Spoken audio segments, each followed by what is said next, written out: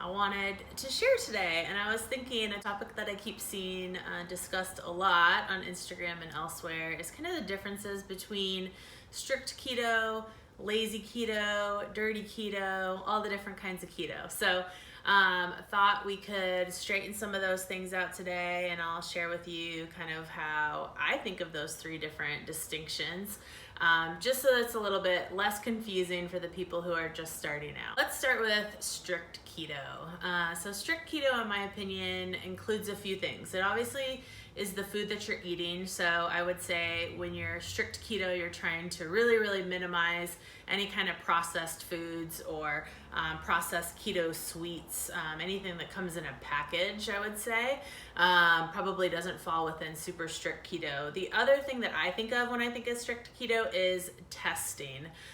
So testing your ketones, whether it be blood strips, I think are the most accurate, but also tracking your macros. So if you're lazy keto, which we'll get to later, you're not really tracking, you're just kind of eating what you think should be about right. But if you're strict keto, you're tracking to make sure that you're hitting those macros every day, and you've done your macro calculator, and you've really figured out where you should be on a day-to-day basis. So when I first started keto, I definitely was more in the strict keto, and I was making sure that I was tracking everything that was going into my mouth. Now that I'm almost 2.5 years in, I'm a little bit more on the lazy side. So the lazy keto is basically, as I was just saying, you're probably not tracking. I do know my macros, and now that I have been doing keto for a while, I'm kind of used to like how much I should eat, and I check in every once in a while to make sure that I'm on track.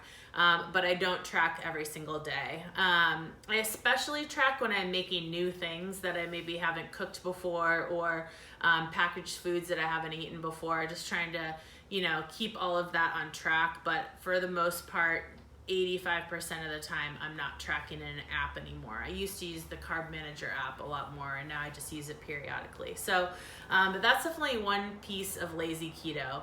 And then the other thing with lazy keto is testing. I would say a lot of people don't test. As you may or may not know, the P-strip testing doesn't really work once you're fat adapted, because you're not peeing out those ketones, you're using those ketones. So that's really just something for the people in their first few weeks of keto. I do blood test. Again, I don't do it all the time. Like when I first got it, I usually, if I'm trying something new that I've never eaten before and want to see how it's really affecting my blood, then I test. But like all other lazy keto people, kind of don't do that as much as I used to. And then when it comes to dirty keto, so I feel like dirty keto, that term has gained popularity lately. I think because a lot of new people are starting keto, but they may not really be doing it focusing on like the highest quality food, or there are a lot of convenience keto foods now, which there weren't necessarily when I first started. So I think everything that's processed kind of falls into that dirty keto category. So whether it's low carb tortillas that you can buy at the store, or whether it's not eating organic or grass-fed meats, or just eating regular eggs, or not eating grass-fed butter, all of that to me would kind of fall into the dirty keto. Doesn't mean that dirty keto is not good. In my opinion, like whether it's strict keto or lazy keto or dirty keto, at least it's keto. So all keto is better than no keto, in my opinion.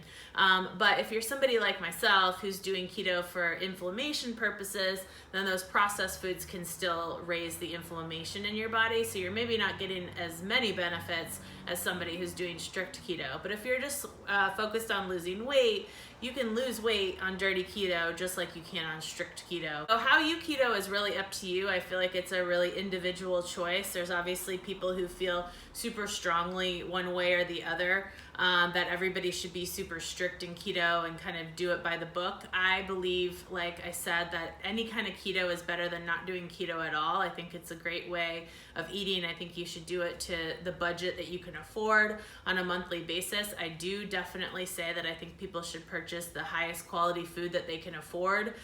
Maybe that doesn't mean across the board everything you buy is grass-fed organic, but as much as you possibly can, I think is great. Hopefully this clears up a little bit the difference between strict keto, the lazy keto, and the dirty keto.